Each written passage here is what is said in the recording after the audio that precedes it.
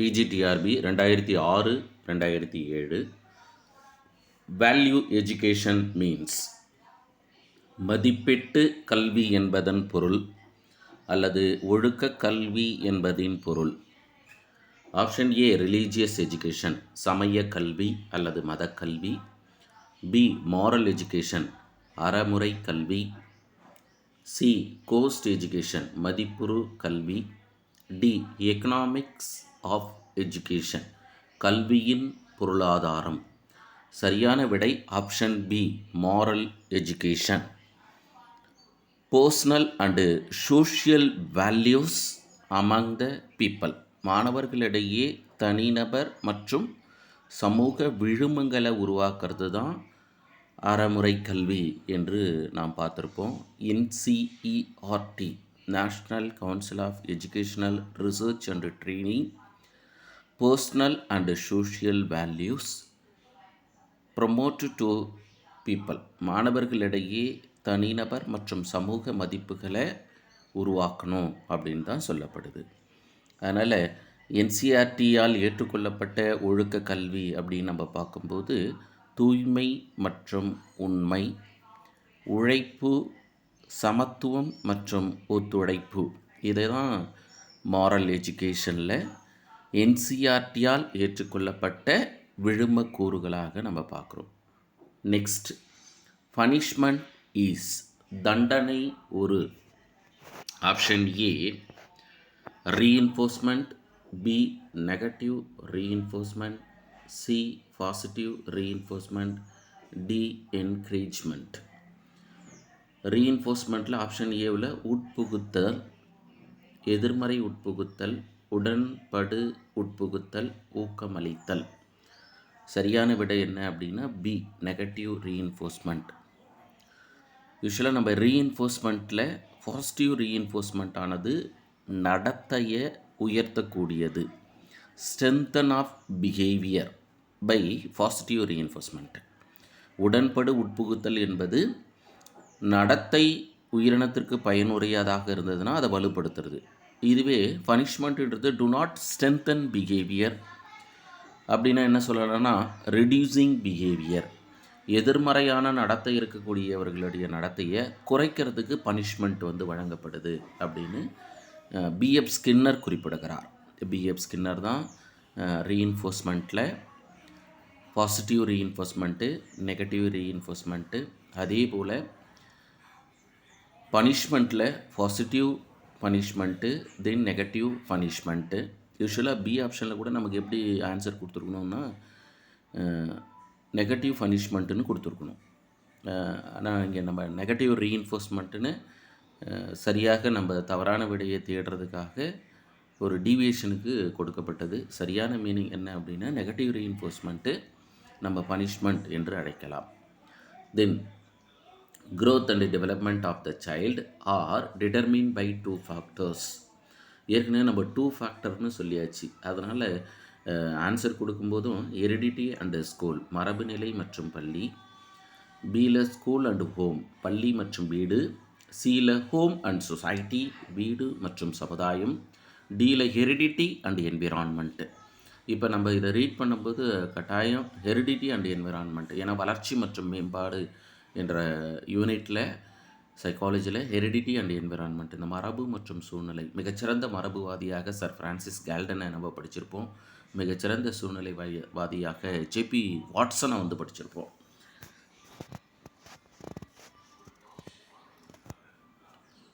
Then learning in free atmosphere was advocated by. சுதந்திரமான சூழ்நிலையில் கற்றல் லேர்னிங் இன் ஃப்ரீ அட்மாஸ்பியர் என்பதை வலியுறுத்தியவர். Option A Montessori. Option B கேக்னி.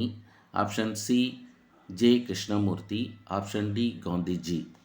சரியான ஆன்சரு ஜே கிருஷ்ணமூர்த்தி. நம்ம இந்திய கல்வி தத்துவ ஞானியான ஜே கிருஷ்ணமூர்த்தி. அவர் freedom in learning situation, freedom in learning situation கற்றல் சூழ்நிலையில் சுதந்திரம், அதை தான் ஆங்கிலத்தில் லேர்னிங் இன் ஃப்ரீ அட்மாஸ்பியர் அப்படின்னு கொடுத்துருக்காங்க. ஜேகே சரியானது. காந்திஜி எடுத்துக்கிட்டோம்னா பேசிக் எஜுகேஷன் ஆர் வார்தா கல்வி. மாண்டிச்சோரி நர்சரி எஜுகேஷன், கேக்னி கற்றலில் வரிசைகரமான கற்றல் கோட்பாடு 8 இருக்குது அப்படின்னு சொன்னவர் Gagne. Then thematic apperception test TAT is conducted to the test. Option A பாருங்கள், கருத்து தெரிவு நிலை சோதனை, கருத்து தெரிவு நிலை சோதனை அல்லது புறத்தேற்று சோதனை ஒருவரின் டேஷ் கண்டறிய பயன்படுத்தப்படுகிறது. Option A intelligence of a person, அறிவு திறனை.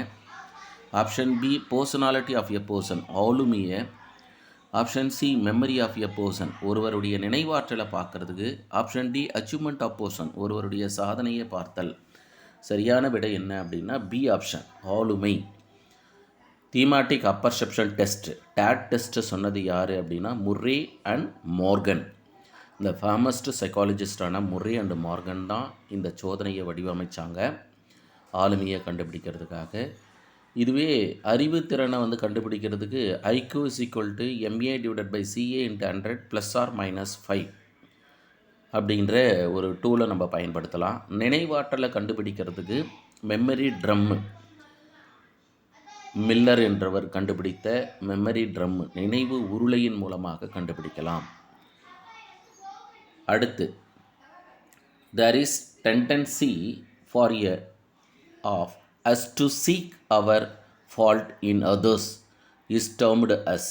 நம்முடைய தவறுகளை வேறொருவரிடம் காணும் மனப்பாங்கு நம் அனைவரிடத்திலும் உள்ளது என்பதை விளக்கக்கூடியது. ஆப்ஷன் ஏ இன்ட்ராஜெக்ஷன், தன்னை அறியாமல் பிறர் கருத்தை கையாளுதல். பி ரெப்ரஷன், அடக்கி வைத்தல். ப்ரொஜெக்ஷன், எடுத்து காட்டல் அல்லது புறத்தெறிதல். டி அறிவார்ந்த விளக்கம், ரேஷனலைசேஷன் அல்லது காரணம் கற்பித்தல். சரியான விடை C option, projection.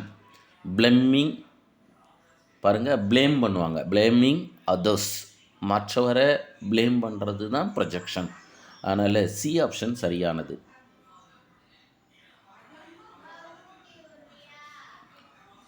What is the principle behind the individualized instruction?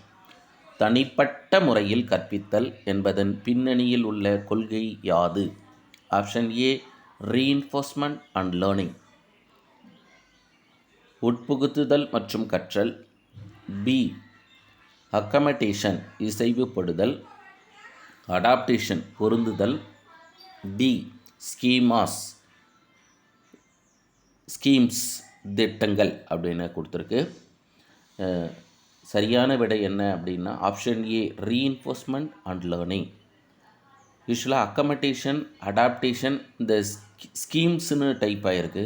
யூஸ்வலாக அது என்ன எழுதி கொடுத்துருக்க வாய்ப்பு, டைப்பிங் எரரில் ப்ராப்ளம் வந்திருக்கலாம். ஸ்கீமா அப்படின்னு வந்திருக்கணும்.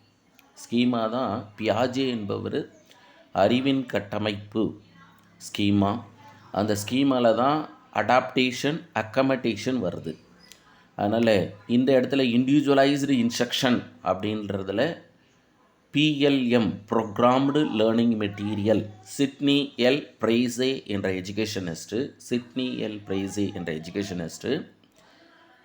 PLM கண்டுபிடித்தார். இந்த PLMல லீனியர் ப்ரோக்ராம்டு மெட்டீரியல், நேர்வழி திட்டமிட்டு கற்றலை சொன்னது யாருன்னா BF ஸ்கின்னர். அவர் தான் ரீஇன்ஃபோர்ஸ்மெண்ட் அண்ட் லேர்னிங்கை குறிப்பிட்டார். தென்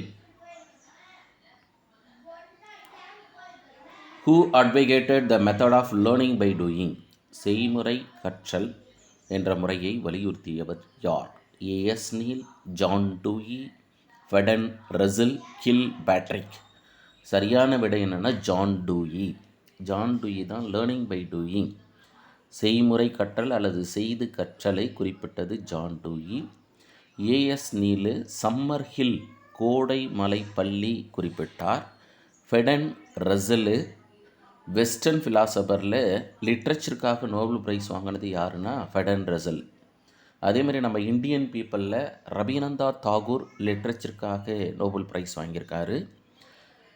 இவர் principles of mathematics, Bertrand Russell principles of mathematics, கணிதம் பற்றிய கொள்கையை ஆராய்ந்தவர்.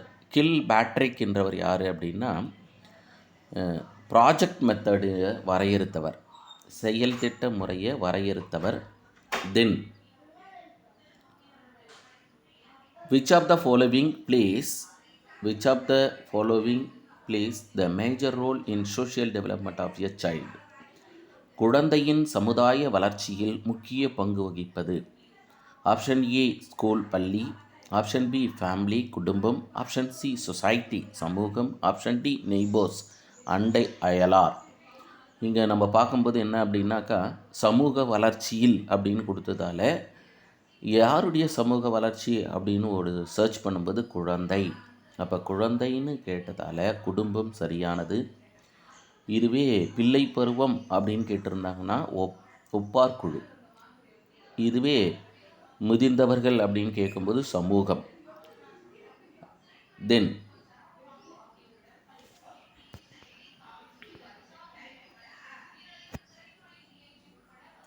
an objective factor which determines attention in the classroom is. வகுப்பறையில் கவனம் செலுத்துவதை தீர்மானிக்கும் அகக்காரணி புறக்காரணி யாது? Objective factor. Option A interest ஈடுபாடு, ஆப்ஷன் பி நாவல்ட்டி புதுமை, ஆப்ஷன் சி சென்டிமெண்ட் உணர்ச்சி பூர்வம், ஆட்டிடியூட் மனப்பான்மை.